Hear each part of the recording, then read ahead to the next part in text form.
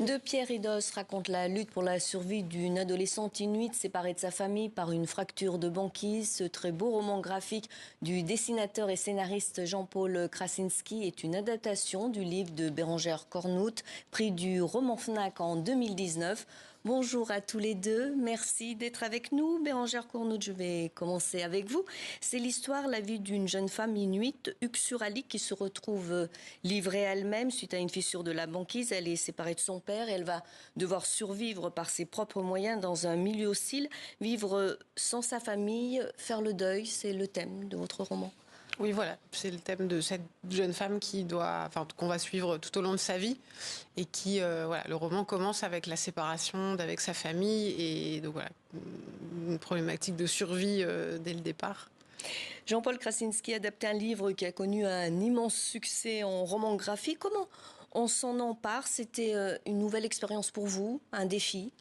Oui, alors c'est une nouvelle expérience parce que moi, j'étais habitué à faire mes scénarios ou à travailler avec des scénaristes et je m'étais pas encore confronté à l'exercice de l'adaptation. Et il a fallu que je tombe sur le livre de Bérengère qui m'a vraiment ému, qui m'a capté très rapidement. Et en fait, c'est vraiment cette sensation-là que j'ai voulu transmettre dans le roman. C'est comment on peut se faire happer par une lecture et comme c'est un roman qui est quand même très très fondé sur l'émotion. Je voulais la retranscrire au mieux. Voilà, c'est un peu une manière de partager un plaisir de lecture finalement. Et qu'est-ce que le dessin, les aquarelles apportent à l'histoire de votre personnage, la jeune Uxuralik? Vous l'imaginiez ainsi d'ailleurs en écrivant votre livre? Non, moi je l'imaginais pas du tout parce que je pense que l'écriture c'est vraiment un travail, un univers mental.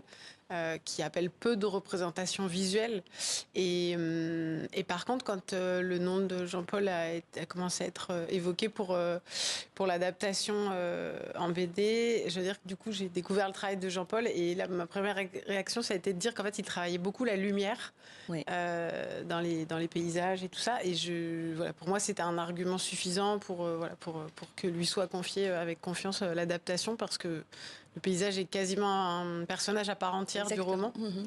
Et voilà, donc j'étais très curieuse de voir. Et du coup, après, Jean-Paul a inventé tous les personnages humains, Uxuralik, mais aussi le personnage du vieux, la fille d'Uxuralik, tout ça. Et donc ça y est, ils sont devenus un peu ma famille là. Ça y est, je commence à me faire leur visage. Et la BD reste aussi très fidèle au texte du roman. C'était important pour vous deux?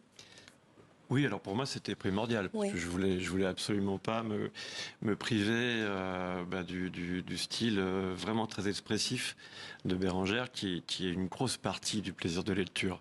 Donc c'était un peu presque la condition sine qua non. C'est-à-dire que si j'avais dû faire une adaptation, disons avec un style plus cinématographique où on a moins de narratif, où on n'a pas le monologue en fait de l'héroïne, ça m'aurait pas intéressé. Comment vous avez travaillé tous les deux? Est-ce que vous avez travaillé à quatre mains?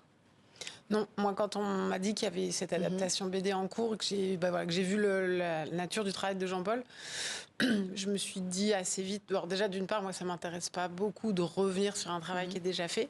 Ensuite, je pense qu'en scénario, vu que je sais pas dessiner, c'est pas là que je l'aurais aidé. Vous lui avez fait confiance. Et je travaille pas du tout la question du scénario. Donc pour moi, c'était vraiment important que Jean-Paul s'empare complètement du projet pour pouvoir exprimer sa propre sensibilité sur l'histoire et créer sa propre interprétation. Je pense que c'est plus comme ça que je vois l'adaptation. On retrouve le chant du géant, le chant des petites personnes, le chant du vent, de l'orage. Quelle est la signification pour les Inuits? Alors les chants traditionnellement, ça a plusieurs utilités. Hein. C'est à la fois une manière de transmettre le patrimoine par l'oralité.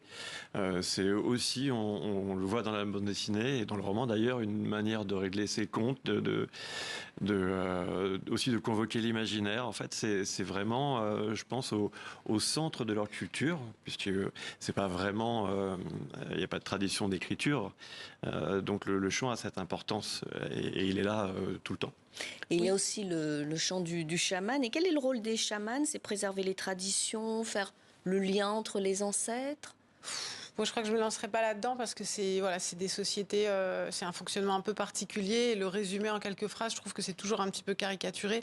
Mais oui, c'est quand même le rapport. En tout cas, moi, en littérature, c'est quelque chose qui m'intéresse beaucoup. Ce sera le rapport entre le monde visible et le monde invisible. Et oui, voilà, les chamans sont un peu à l'articulation de ce monde qui est à la fois tourné vers les animaux, vers les ancêtres, vers des figures aussi plus mythologiques.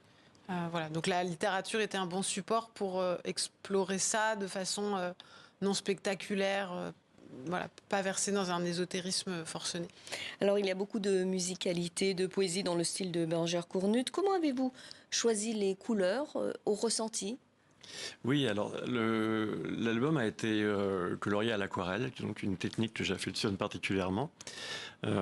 C'est d'ailleurs une technique qui est parfois sous-estimée. On pense que c'est une peinture de retraité, enfin une technique de retraité, alors que dans la peinture classique, on voit des gens comme Sargent ou Andersdorn en fait, qui ont amené vachement de puissance en fait.